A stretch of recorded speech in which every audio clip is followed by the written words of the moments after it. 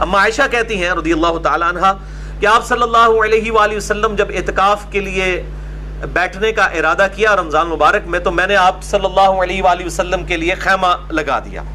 بہتر یہی ہے کہ خیمہ لگا ہو، اگر خیمہ نہ بھی ہو تب بھی ٹھیک ہے. جس طرح مسجد نبوی میں یا بیت اللہ شریف میں ہزاروں لوگ اعتکاف بیٹھتے ہیں، اگر خیمے لگ جائیں تو پھر لوگ کیسے وہاں پہ مینج کر سکیں گے نماز کو؟ تو خیمہ لگانا وہاں ضروری نہیں، لیکن بہتر ہے، سنت ہے، پرائیویسی بھی قائم رہتی ہے. ظاہر ہے کہ رات کے وقت پھر سونا بھی ہوتا ہے، آرام بھی کرنا ہوتا ہے، تو بہتر یہ کہ خیمے کا اہتمام ہونا چاہیے. بہرحال اما عائشہ کہتی ہیں کہ خیمہ لگا دیا. پھر سیدہ حفصہ آئیں، حضور کی بیوی. انہوں نے اما عائشہ سے کہا کہ میں بھی چاہتی ہوں کہ میں بھی نبی صلی اللہ علیہ وآلہ وسلم کے ساتھ اعتکاف بیٹھوں. تو سیدہ عائشہ نے اجازت دے دی، انہوں نے بھی اپنا خیمہ لگا لیا. اس کے بعد سیدہ زینب آئیں، حضور کی ایک اور بیوی، انہوں نے بھی خیمہ لگا لیا.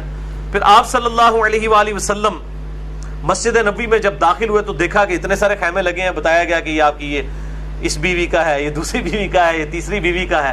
تو آپ صلی اللہ علیہ وآلہ وسلم جلال میں آئے اور آپ نے فرمایا کہ یہ جو خیمے جتنے لگے ہوئے ہیں، تم کیا سمجھتے ہو کہ یہ خیمے ثواب کے لیے کھڑے کیے گئے ہیں؟ اللہ اکبر. یہ ہے کمٹمنٹ ٹو گاڈ. یعنی نبی علیہ السلام نے کہا کہ یہ تو سارے میرے چکر میں ہیں، یعنی میری بیویاں میرا قرب حاصل کرنا چاہتی ہیں، اس لیے انہوں نے خیمہ لگا لیا ضد کے اندر. یہ اللہ کے لیے خیمے نہیں لگے ہوئے. اور آپ صلی اللہ علیہ وآلہ وسلم نے فرمایا کہ یہ سارے خیمے اکھاڑو، حتیٰ کہ اپنا خیمہ بھی اکھڑوا دیا. اور آپ نے اعتکاف ہی نہیں کیا اس سال. پھر شوال کا مہینہ جب اگلا عید والا مہینہ آیا، اس میں آپ نے 10 دن کا اعتکاف کیا. اور رمضان کا یہ جو اعتکاف چھوٹ گیا تھا، یہ آپ نے پھر اگلے سال 20 دن کا اعتکاف کیا. اور پھر اس سے اگلے سال آپ صلی اللہ علیہ وآلہ وسلم کو اعتکاف نصیب نہیں ہوا. اس سے پہلے ہی آپ صلی اللہ علیہ وآلہ وسلم دنیا سے رحلت فرما گئے. تو اس سے آپ اندازہ کریں کہ اعتکاف کا مقصد اللہ تعالیٰ کی رضا جوئی ہونا چاہیے. حضور کی بیویاں اگر حضور کا قرب حاصل کرنے کے لیے صلی اللہ علیہ وآلہ وسلم، جو خود ایک ثواب کا کام ہے، خیمے لگائیں، تو آپ صلی اللہ علیہ وآلہ وسلم اس کو بھی اکھڑوا رہے ہیں کہ اللہ از دا ٹاپ پرائورٹی، اللہ ترجیح اول ہونا چاہیے. تو اب اس میں ہی امپلائڈ ہے کہ جو لوگ گھر کے کاموں سے بچنے کے لیے اور مسجد کا راشن جو ہے وہ ہڑپ کرنے کی خاطر اور سمارٹ فون کے اوپر چیٹنگ کرنے کی خاطر مسجد میں اعتکاف بیٹھتے ہیں، تو ان کا اعتکاف کیا ہوگا؟ وہ کس کو دھوکہ دے رہے ہیں؟ اللہ کو تو پتہ ہے کس نیت سے وہ بیٹھے ہوئے. لہٰذا اعتکاف میں جو بھی شخص بیٹھے تو گپ شپ کے لیے نہ بیٹھے، نہ وہ سمارٹ فون لے کے تو اس کے اوپر ہی ہمیشہ چڑھا رہے.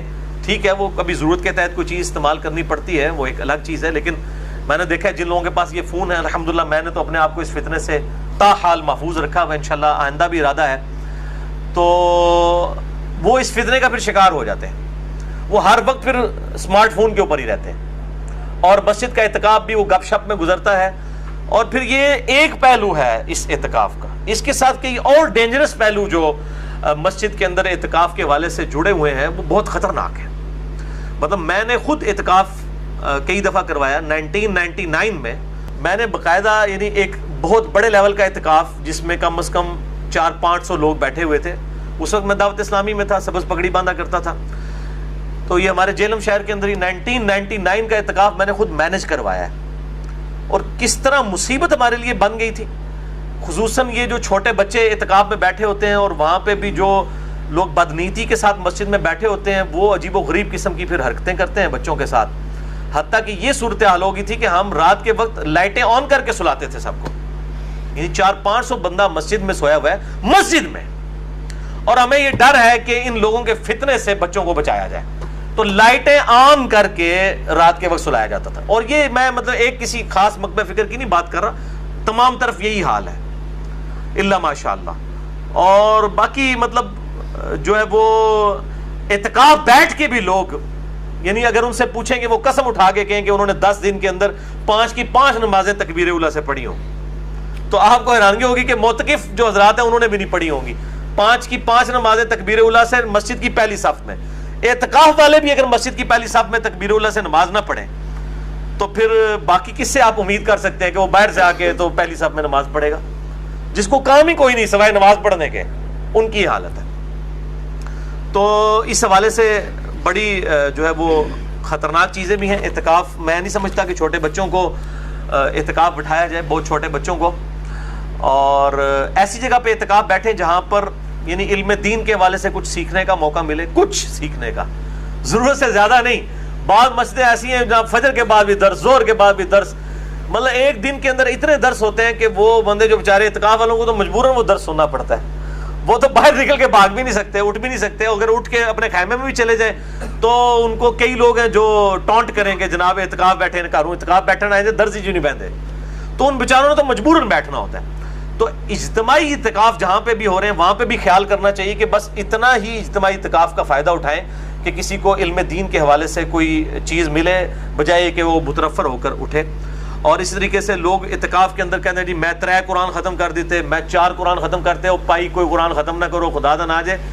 پاویں ایک سپارہ ہی پڑھ لو لیکن کم از کم ترجمے کے ساتھ قرآن حکیم کو ضرور پڑھیں. اعتکاف والوں کے پاس ٹائم ہوتا ہے، کم از کم ایک دفعہ وہ یعنی اس چیز کے اوپر امفسائز کریں کہ ہمارا رب ہم سے کیا چاہتا ہے.